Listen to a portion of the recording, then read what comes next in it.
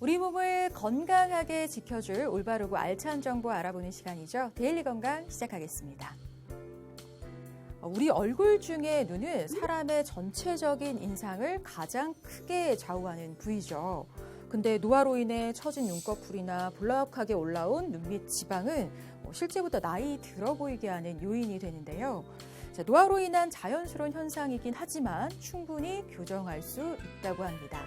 자, 그래서 오늘은 그 방법으로 상안검과 하안검 수술에 대해서 자세하게 알아볼 텐데요. 성형외과 민경일 원장님 모셨습니다. 원장님 어서 오세요. 안녕하세요. 네. 반갑습니다.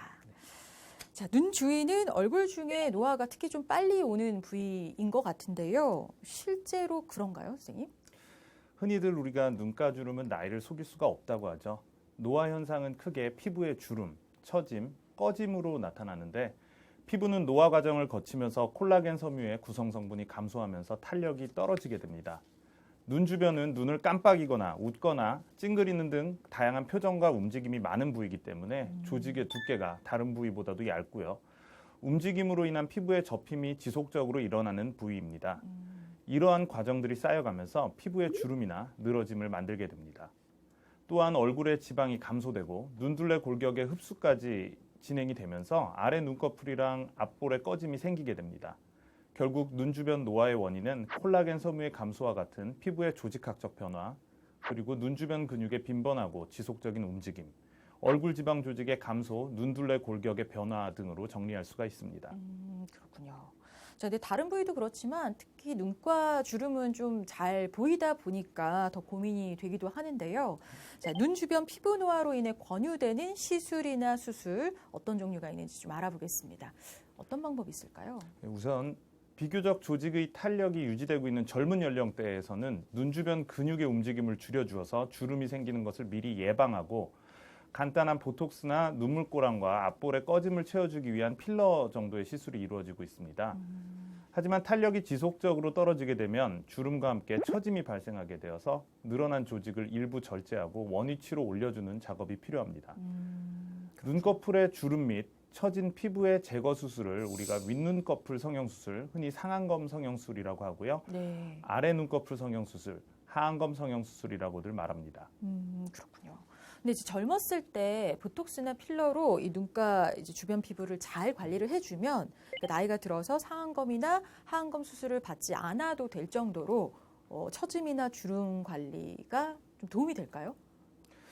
우선 노화라고 하는 것이 개개인의 체질적인 요인과 환경적인 요인이 복합적으로 작용하는 것이라서 보톡스 등으로 관리를 잘하면 노화를 늦출 수는 있겠지만 그렇다고 노화를 완전히 막을 수는 없기 때문에 노화가 생기지 않을 것이라 보기는 좀 어렵습니다. 네. 자, 그럼 이 상안검, 하안검 성형술은 어느 연령대에 주로 하는지 좀 궁금한데요.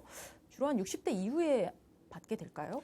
우선 노화의 속도라던가 피부의 처짐 정도는 사람마다 모두 다르기 때문에 무조건 60대 이후에 받는 수술이라고 말씀드릴 수는 없습니다. 빨리 찾아온 노화 때문에 처진 눈꺼풀은 시야 확보에 불편함을 주기도 하고 사물과 글자를 뚜렷하게 보는데 어려움을 겪게 되기 때문에 노화가 일찍 찾아온 중장년층을 대부분 수술의 대상자로 적합하게 봅니다. 요즘에는 젊게 보이는 것이 사회생활에 유리하다고 말씀을 하시기 때문에 수술하시는 분들이 좀 많으십니다. 그렇군요. 그러니까 자기가 불편하다면 40, 50대도 받을 수 있다는 건데, 자, 근데 이렇게 일찍 수술을 받는 경우에는 나중에 이제 노년기가 되면 재수술을 받게 되는 건가요? 수술을 받을 때는 나이보다는 그 현재 상태가 더 중요합니다. 최근에는 어릴 때부터 쌍꺼풀 테이프나 쌍꺼풀 액 등을 오랜 시간 동안 사용하는 젊은 분들은 눈꺼풀이 좀 처져서 수술을 필요하게 생각하시는 분들이 늘고 있고요. 네. 한번 수술을 받고 시간이 지남에 따라서 노화가 진행되어서 처짐이 다시 심해지면 다시 재수술을 받는 경우도 있습니다. 그렇군요. 자, 그럼 성별로 보면 어떨까요? 아무래도 여성분들이 많겠죠? 요새는 100세 시대를 맞이하면서 인생은 60부터다, 꽃중년이라는 말도 많이 늘어나고 있는 추세인데 아무래도 미용 성형 수술은 남성에 비해서는 중년 여성분들이 상안검, 하안검 수술에 많은 관심을 가지고 계십니다. 그래도 요즘 최근에는 중장년층 남성분들도 문의가 눈에 띄게 많이 늘어나고 있습니다. 그렇군요. 이제 성별을 가리지 않고 자신을 가꾸는 시대가 되었습니다. 지금부터 이 상안검, 하안검 성형술에 대해서 키워드와 함께 자세하게 이야기 나눠볼게요.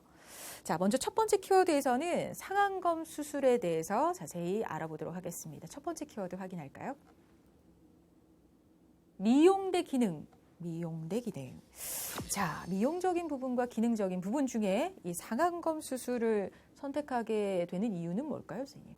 우선 두 가지 측면에서 모두 말씀드릴 수가 있는데요. 먼저 기능적인 측면에서 볼 때 일상생활에서 불편한 경우를 종종 볼 수가 있습니다. 예를 들면 속눈썹이 안구를 찔러서 시력을 저하시키는 경우와 눈꼬리가 처져서 위아래 살길이 붙어서 짓무르는 경우, 사물을 볼 때 시야 확보를 위해서 습관적으로 눈썹과 이마의 근육까지 사용해서 눈에 피로감이 빨리 몰려오는 경우 등이 있습니다. 다음으로 우리가 미용적인 측면을 살펴보면 처진 눈꺼풀은 사람의 인상을 좀 우울하게 보이게 하고 눈도 작아 보이고 답답해 보이게 할 수 있습니다. 그리고 눈 아래에 볼록한 요철, 눈물고랑으로 인해서 피곤해 보이고 실제 나이에 비해 더 들어 보이는 특징이 있습니다. 네. 이런 경우는 수술을 통해 기능적, 미용적인 측면을 모두 해결할 수 있습니다. 네, 그러니까 미용적, 기능적 두 마리 토끼를 모두 잡기 위해서 이 상안검 수술을 한다는 건데요. 네. 자, 그렇다면 이제 병원을 찾는 분들 중에 어떤 경우 이 상안검 수술을 좀 권하시는지 궁금해요. 일단 앞서 말씀드린 것들처럼 시야 확보를 위한 기능적 장애가 생기거나 겉으로 나이가 들어 보여서 자신감을 되찾고 싶을 때 추천해드리고 있습니다. 시술로 해결이 가능한 경우에는 간단한 시술로 해결이 가능하지만 처진 정도가 심해지면 결국은 수술로 해결을 해야 합니다.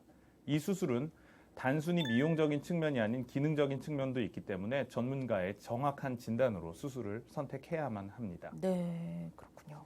자, 그런데 상안검 수술과 좀 비슷한 수술들이 있지 않나요? 그러니까 눈썹이나 이마를 이렇게 끌어올려서 눈꺼풀 모양을 바꾸는 수술도 있는 걸로 알고 있는데 뭐 눈썹 거상, 이마 거상 이렇게 부르더라고요. 이건 어떤 수술법인지 좀 알려주세요.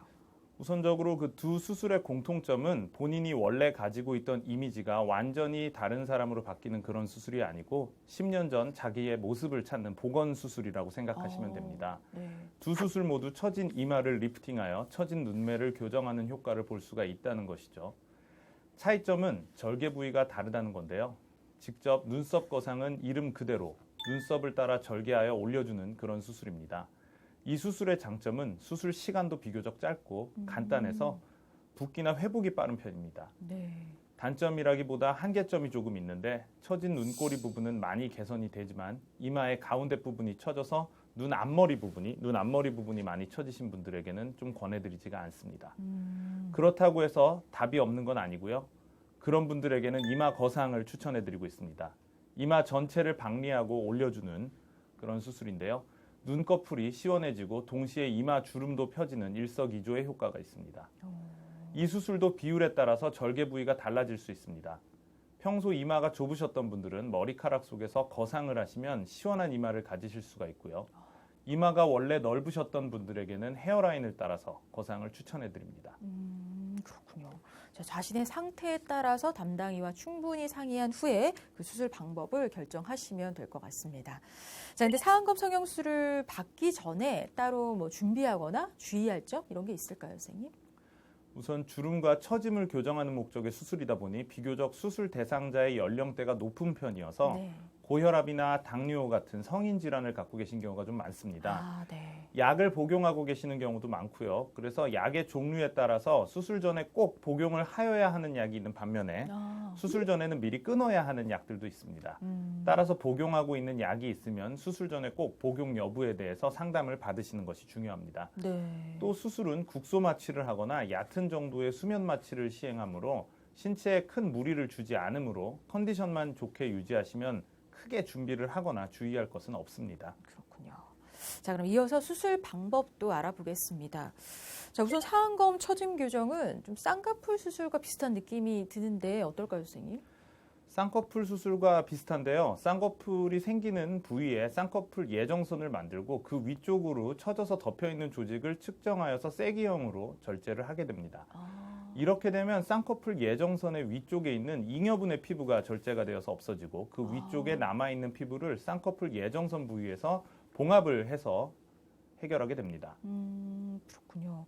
자, 그럼 이 상안검 성형술과 쌍꺼풀 수술 어떤 차이가 있을까요? 그 늘어짐은 정도와 부위에 있어서 차이가 좀 있습니다. 쌍꺼풀 수술은 젊은 연령에서 시행하기 때문에 피부 늘어짐이 별로 없는 경우가 많고 피부 네. 절제량이 적고 절개 범위도 눈꺼풀 부위에 한정이 좀 되어 있습니다. 하지만 상안검 성형의 경우에는 눈꺼풀의 늘어짐뿐만 아니라 눈가 쪽 피부에 처짐도 있어서 절개를 해서 눈가 쪽 피부까지 길게 좀 절개를 하는 식으로 절제하는 양 또한 좀 많아집니다. 그렇군요. 그러니까 쌍꺼풀 수술은 피부 절제량도 적고 그 범위도 한정적이지만 이 상안검 교정 같은 경우는 절개하는 부분도 길고 그 양도 좀 많다는 건데요. 자, 근데 그 눈가 쪽 피부를 적절하게 절제하지 않으면 어떤 문제가 좀 생길 수가 있을까요? 쌍꺼풀 라인이 눈가 쪽으로 자연스럽게 흘러내리지가 않고 갑자기 끊어진 느낌을 줄 수가 있고요. 네. 늘어진 피부를 절제만 하고 쌍꺼풀을 안 생기게 원하는 분들도 있는데 대부분의 경우 좀 작게라도 쌍꺼풀을 만들어주는 것이 시원하게 보이는 느낌을 줍니다. 네. 그러니까 상안검 성형술 할 때는 눈가 쪽 피부를 적절하게 절제해야 자연스러운 모습을 기대할 수 있다는 거 참고하시면 좋겠습니다. 자, 그럼 이제 수술 얼마나 걸리는지 또 바로 일상생활은 가능한지 회복 기간은 얼마나 걸리는지 이런 것도 궁금해요, 선생님. 수술은 1시간에서 1시간 반 정도가 소요가 됩니다. 네. 절개 부위에 실밥이 있기 때문에 실밥을 제거하는 데는 수술 후 5일 정도 소요된다고 보고요. 보통 붓기와 멍은 1주일에서 2주일 정도 사이에 빠지게 됩니다. 이후에 약간의 어색함이 있다가 차차 자연스러워지는 과정이 몇 개월 정도 걸쳐서 진행이 되고요. 네. 수술 직후에도 기능적인 문제는 딱히 없기 때문에 일상적인 생활은 가능합니다. 네. 자, 이렇게 상안검 수술에 대해서 자세하게 이야기 나눠봤고요. 계속해서 다음 키워드 확인하면서 하안검 수술 알아보겠습니다. 심술보. 네. 그러니까 눈 밑에 이렇게 좀 붉어진 지방 부분이 조금 심술보 느낌을 주죠. 완고한 인상을 주기도 하는데요. 이런 눈밑 지방, 하안검 수술과 관련이 있는 거죠, 선생님? 그렇습니다. 눈밑 부위에서는 눈밑 지방의 불룩함, 조직의 처짐과 주름, 눈밑 주변의 꺼짐 등 다양한 원인으로 노화가 나타나게 됩니다. 네. 하안검 성형은 속칭 심술보라고 불리는 눈밑 지방을 탄력 있게 만드는 교정술인데요. 눈밑 지방이 늘어져서 심술궂게 보이는 경우에 필요합니다. 또 실제 나이보다 더 늙어 보여서 스트레스를 받는 사람들도 가능한 수술입니다. 네, 그러니까 요컨대 이 눈밑 지방을 좀 매끈하게 정리하는 수술이라고 생각하면 될까요? 네, 그렇습니다. 하안검 성형술은 늘어진 피부를 제거하고 눈밑 부위의 과도한 지방을 제거하거나 재배치하는 수술입니다. 눈밑이 꺼져 있는 경우에는 하안검 성형술만으로는 교정하기 어려워서 지방 이식을 좀 같이 시행해 주는 경우도 많습니다. 네. 앞서 그 상안검에 대해서도 알아봤잖아요. 보통은 아래보다는 윗 눈꺼풀 처짐이 좀 더 많을 것 같은데 그러면 하안검보다는 상안검 수술을 받는 분들이 더 많겠죠, 선생님?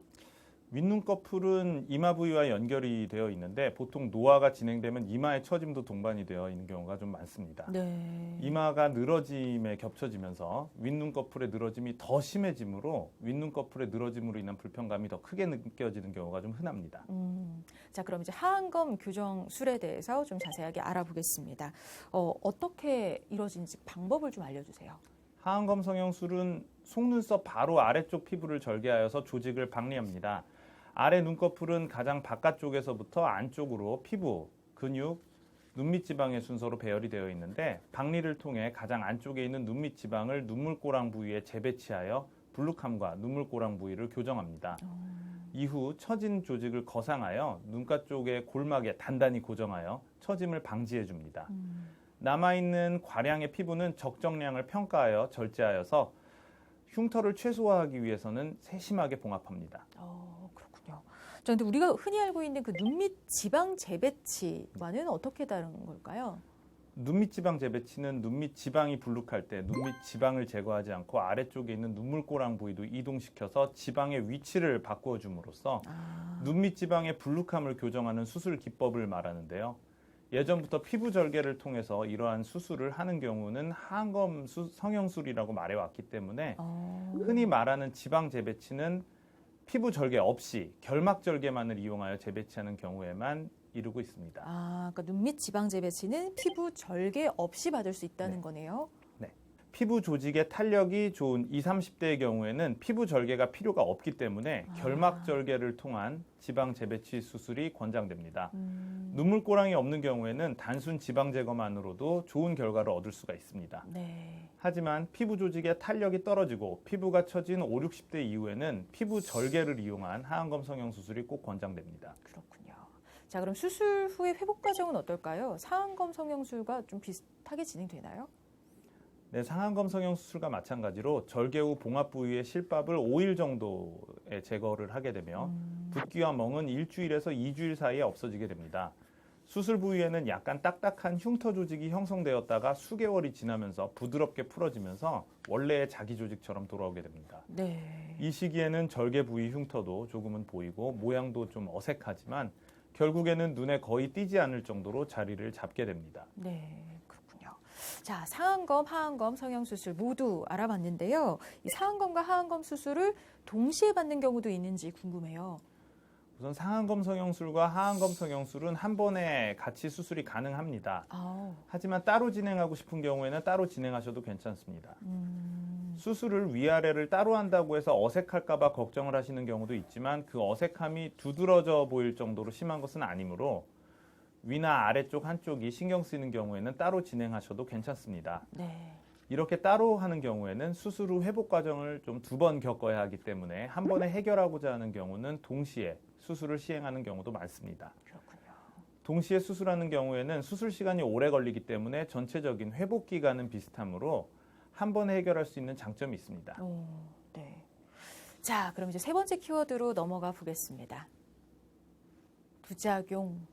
그렇죠. 아무래도 상안검, 하안검 교정술 모두 성형 수술의 일종이다 보니까 혹시 생길 수 있는 부작용을 걱정하지 않을 수가 없는데요. 자, 우선은 이 상안검 수술 어떤 부작용이 생길 수 있는지 좀 먼저 알아볼까요?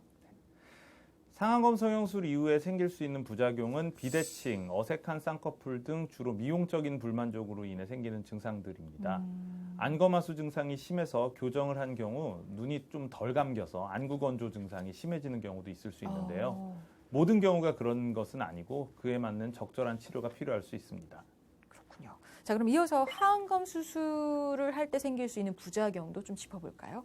하안검 성형 시에는 감각 이상, 비대칭, 안구 건조 증상, 흉터 등이 있을 수 있으나 주로 문제가 되는 부작용은 안검 외반이라고 하여서 눈꺼풀이 아래쪽으로 뒤집어지는 그런 경우가 있을 수 있습니다. 그러니까 눈꺼풀이 뒤집어지는 안검 외반. 네. 근데 이게 생기지 않게 하려면 어떻게 해야 할까요?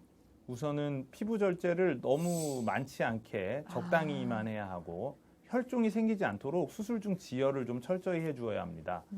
거상한 조직을 골막에 단단히 고정하여 눈꺼풀이 떨어지는 것을 잘 잡아주는 것도 중요합니다. 네, 그러니까 피부 절제를 과하지 않게 적당하게 하는 게 부작용도 막고 좀 최선의 결과를 내는 방법이 되겠네요. 네. 환자의 기대치가 너무 높아서 수술의 결과치와 맞아 떨어지지 않을 경우도 상대적인 수술 금기가 될 수가 있는데요. 수술 전에 자세한 상담이 꼭 필요합니다. 개개인의 상태와 기대치는 모두 다르기 때문에 정확한 진단과 충분한 상담을 통해서 수술 후 생길 수 있는 불만족의 원인을 우리가 최대한 줄이는 것들이 중요합니다. 네. 자, 그리고 하나만 더 짚어볼게요. 아무래도 눈 아래쪽은 위쪽과 달리 이렇게 덮이지 않기 때문에 하안검 수술 후에는 눈 아래쪽에 흉터가 좀 바로 보이지 않을까? 이런 걱정도 드는데 어떨까요, 선생님? 하안검 성형술 절개 부위는 신체 부위에서 흉터가 좀 가장 덜 남는 부위에 속합니다. 그래요? 하지만 이 수술은 미용적 수술이기 때문에 흉터가 최소화되도록 세심하게 봉합을 시행하고요. 만약에라도 수술 후 흉터가 눈에 띄면 스테로이드 주사나 레이저 치료 등으로 흉터 치료를 좀 하게 됩니다. 그렇군요. 자, 근데 수술 후 이제 시간이 지나서 다시 처지거나 또 좀 결과가 불만족스러울 때 재수술을 받는 경우도 많이 있을까요? 네, 시간이 지남에 따라 노화에 의해서 피부가 다시 처지거나 눈밑 지방이 붉어질 경우에는 재수술이 가능합니다. 그렇군요. 자, 오늘 데일리 건강에서는 민경일 원장님과 함께 눈꺼풀 처짐을 교정해주는 상안검, 하안검 교정술에 대해서 자세하게 알아봤는데요. 자, 마지막으로 눈과 피부의 노화를 좀 늦출 수 있는 그런 방법들이 있으면 좀 알려주세요, 선생님. 눈가 조직의 노화는 부종과 표정 근육으로 인한 작용이 크다고 볼 수가 있습니다. 눈 주변은 피곤하면 조직의 부종이 잘 생기는 부위인데 부었다가 빠졌다가 하는 과정이 반복되면 조직이 늘어나게 되고 또 처지게 됩니다. 부종을 줄여주기 위해서는 피로감이 있을 때 수시로 찜질이나 가벼운 마사지로 눈 주변의 순환을 좋게 하여 부종을 줄여주는 것이 좋습니다. 네. 표정 근육의 움직임은 지속적인 피부의 접힘으로 인해 주름을 형성하게 되는데 표정 자체를 완전히 조절하기는 어렵기 때문에 젊었을 때부터 보톡스 등을 이용해서 눈가 표정 근육의 움직임을 줄여주는 것은 예방적인 효과가 있습니다. 네. 자, 누구나 나이가 들면 노화가 찾아오지만 다른 신체 부위에 비해 지방도 적고 또 피부도 얇은 이 눈가는 더 두드러지게 나타나기 마련인데요. 자, 그 정도가 심해서 일상생활에 지장을 주거나 또 눈의 기능상의 문제까지 발생하는 경우라면 교정 수술을 한번 고려해 보셔도 좋을 것 같습니다. 오늘 데일리 건강은 여기까지입니다. 민경일 원장님 도움 말씀 감사합니다. 감사합니다.